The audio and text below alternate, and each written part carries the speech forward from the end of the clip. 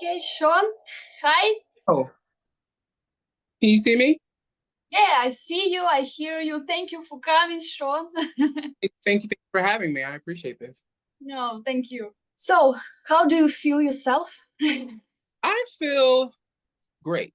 I just Oh yeah. I woke up, I feel alive, I feel like I can move every day. So yeah, I feel really good. So okay, and how you feel yourself as an influencer? As an influencer, Yeah.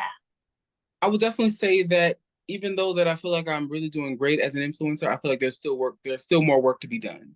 I feel like there's a lot of stuff that I really want to accomplish and achieve as a beauty creator, as a content creator, of course, as a beauty guru. And, like I said, I may feel like I'm there, but I have a long way to go. Oh wow. So, Sean, as I understand, this way is very hard for all people. Like, I mean, it's routine, a lot of routine. Then you are influencer and you have to stay as a very open person to your audience at the same time, and you should choose maybe creative, be creative, or be commercial. So what is your part? You're on the white side, or you just on the bad side? What do you think? Uh, Say that one more time. I couldn't understand you. I mean, when you're an influencer, you should change, like you should choose.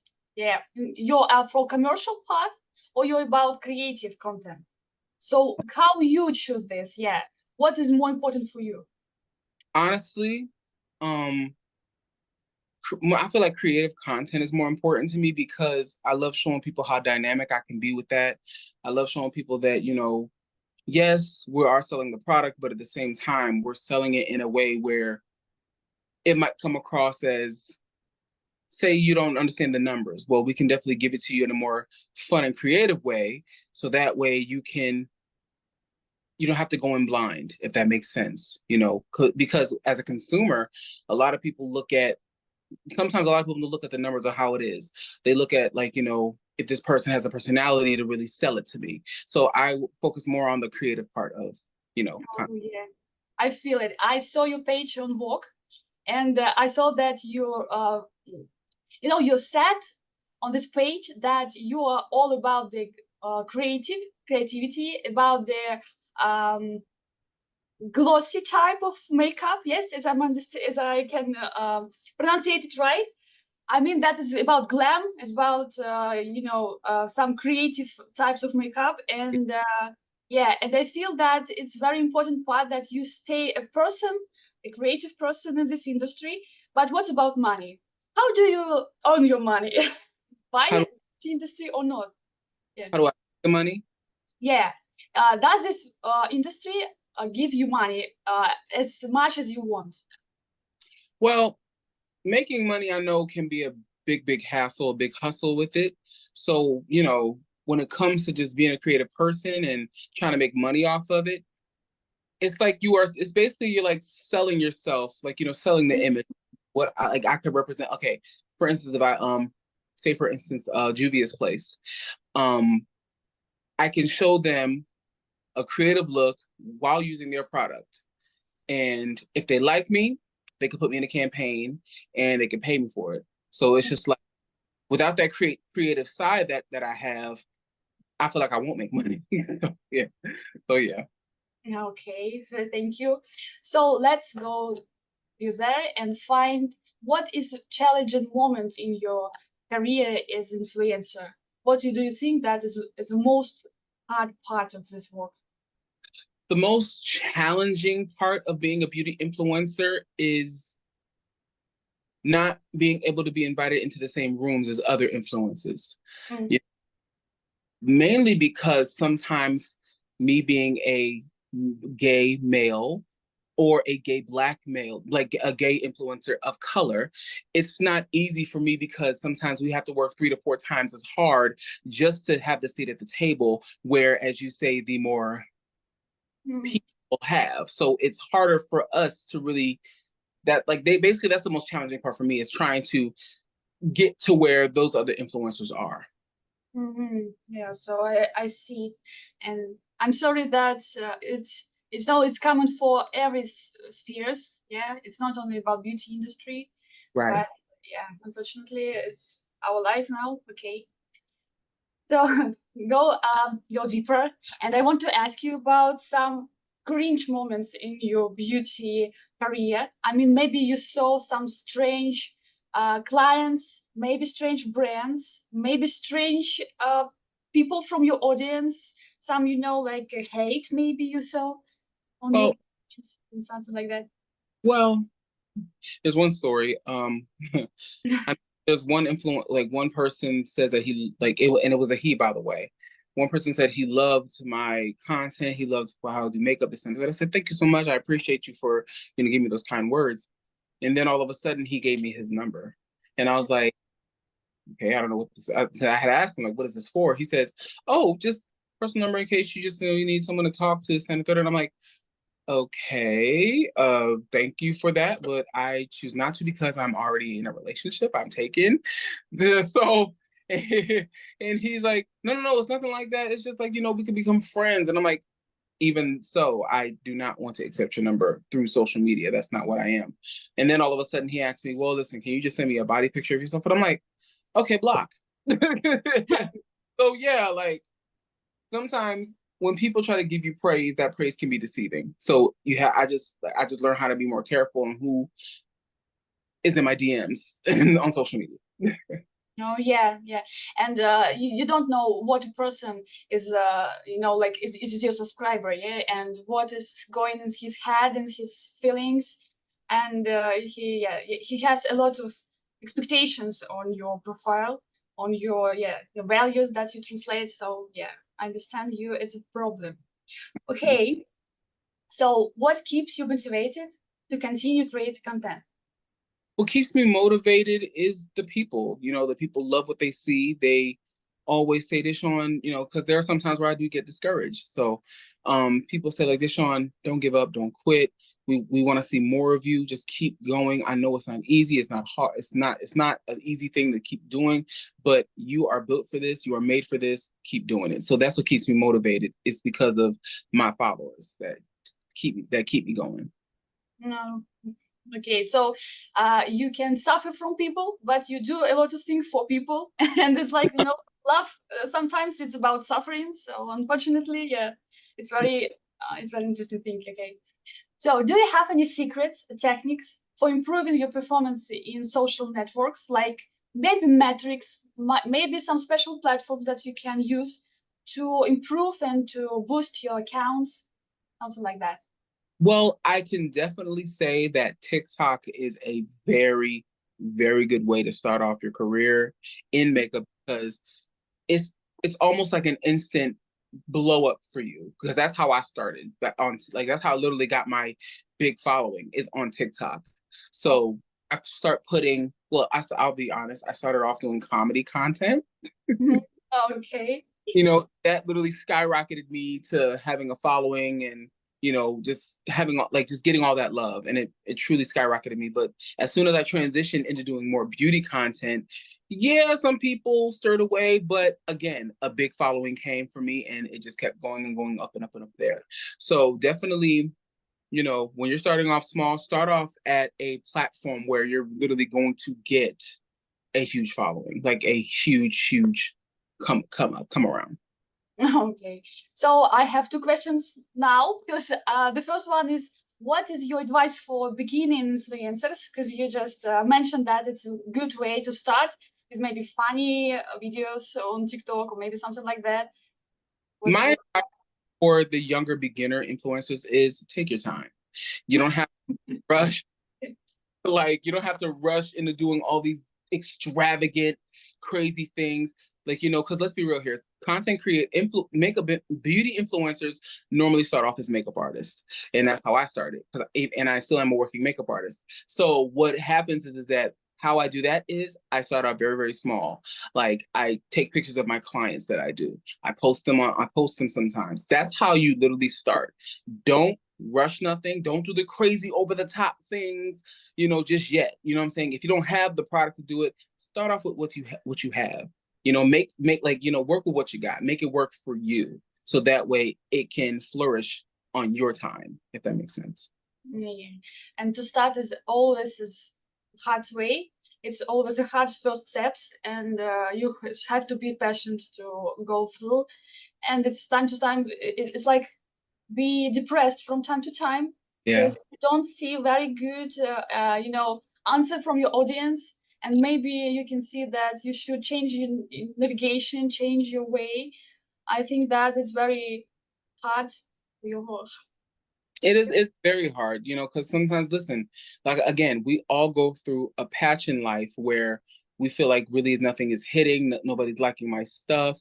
But look, at least you put it out there for somebody to see it and to like it. So even if you didn't get this amount of followers or this amount of praise or this amount of likes, you still did it and you be proud of what you do.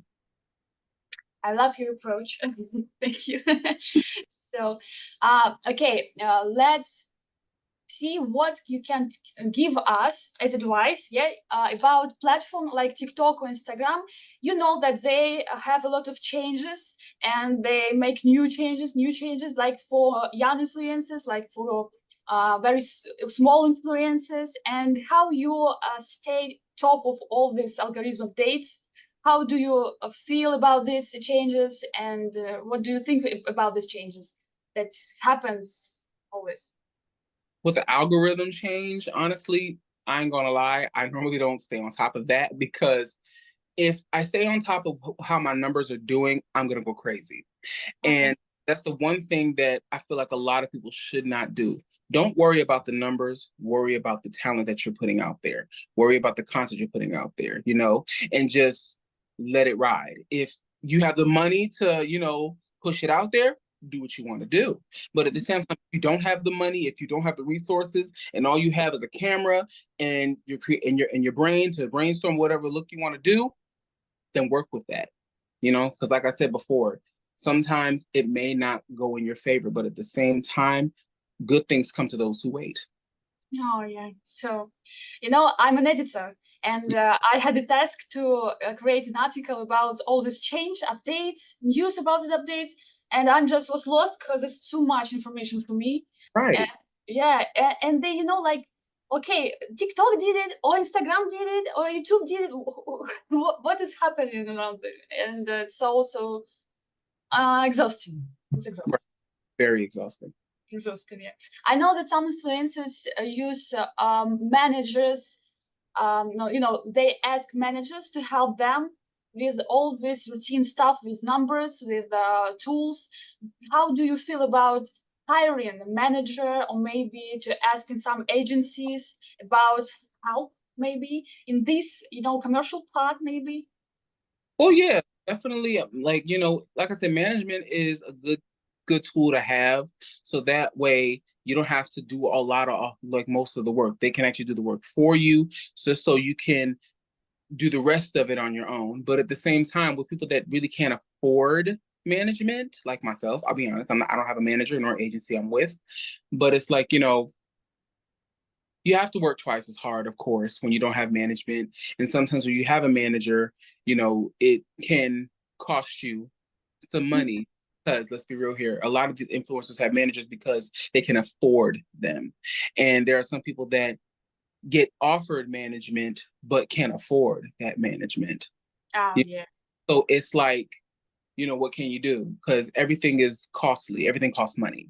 So sometimes you have to be your own manager, you have to be your own editor, you have to be your own publicist to really, really like, strive to get what you want and of course get that money. So yeah, that's how I feel. And so, why did you choose to work independently without manager and agencies? I choose to work independently because I am a multifaceted creative, you know what I'm saying? I like to do a lot of things.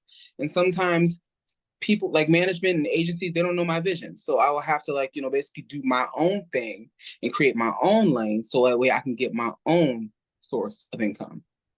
You know, Mhm. It's a point that we were starting this. If you remember that I was asking you about who you are, yeah, as a person, as an influencer, because I catch this vibe from you, and Mhm. I understand that you're not just a person who is really about the commercial part. You're really about the creativity, and I think the managers, they can't understand, or maybe they can understand, but not all of them can understand what you're Right. trying. Yeah. It's because at the end of the day, managers want you to sell. They don't want you to be creative. Oh yeah, yeah. They want And they can, yeah, they want the back that they put on you. yeah, they want to sell you as a product. Yeah, Yeah. unfortunately. Okay, look at brands, beauty brands. Yeah. What do you think about trends in beauty industry? What trends do you feel? What trends you catch? And yeah, and the next question will be about the brands. Okay. What I think about beauty brands and the trends, I think some of the trends can be a bit overrated, but that's not for my call.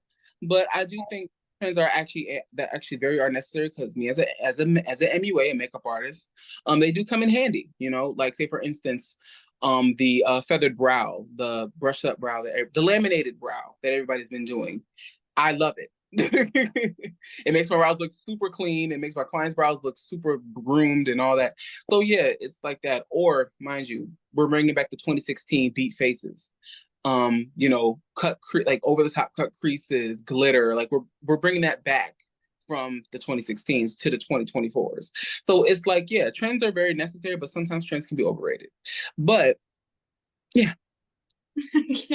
So trends can be predicted because you can remember history, yeah, and you can see just okay, in 19th century it was popular, so I think that in 21st it will be popular too. Yeah, Exactly. yeah. So what's about your favorite brands? Maybe you have a dream brand that you want to not just use as a makeup artist, but as an influencer. You want to collaborate with this brand. As an influencer, who there's one specific brand that I've always wanted to be a part of, that I've always wanted to be I always wanted to get PR from, and that is Danessa Myricks Beauty, because her being a African American woman in beauty, a very huge name in the industry, of course in the beauty industry, and she is truly like the epitome of what editorial makeup is, social media makeup is. Like she's really like she's she's literally the my auntie next to Pat McGrath, which is my mother. So like she's literally the aunt of beauty right now, like the auntie of beauty. And Pat McGrath is my mom of the beauty world. So yeah, it's like with her, I would love to be a part of her because she represents so many women of color. And sorry about that. She represents so much. She represents so many of us as people of as influencers of color, and she truly knows what it is what we want because she listens. So yeah, that's the number one beauty brand I would love to be a part of.